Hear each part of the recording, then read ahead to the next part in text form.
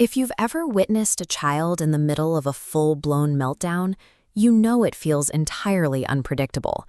The panic hits fast, and the reactions often seem totally out of proportion to whatever triggered them.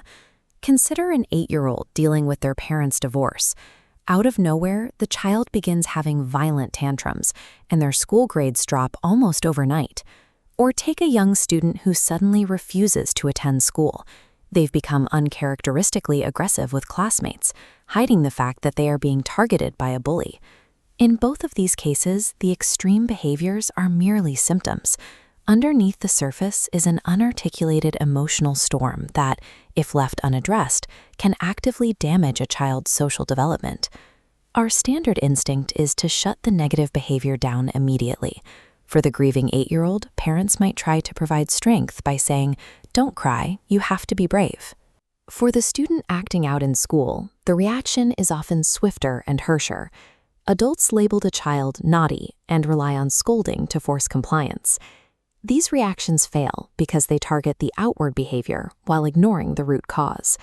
Suppressing an emotion or punishing the resulting outburst does nothing to resolve the internal distress.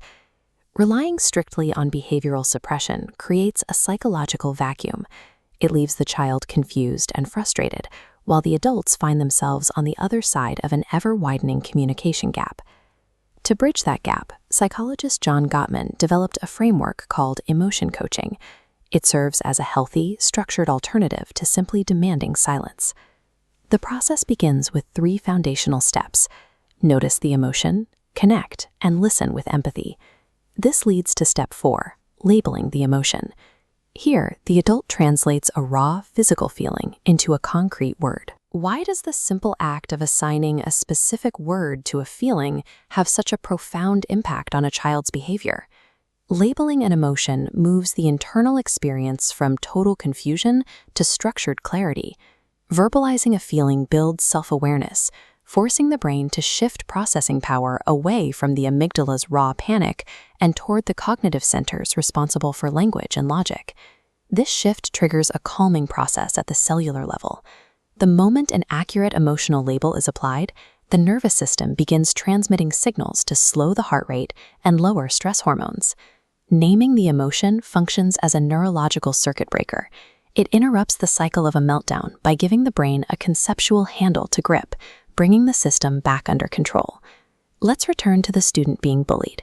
Instead of using the naughty label, a teacher using emotion coaching might say, "You actually feel scared and shy when they mock you." Once the underlying emotion was identified, the student's aggression began to drop.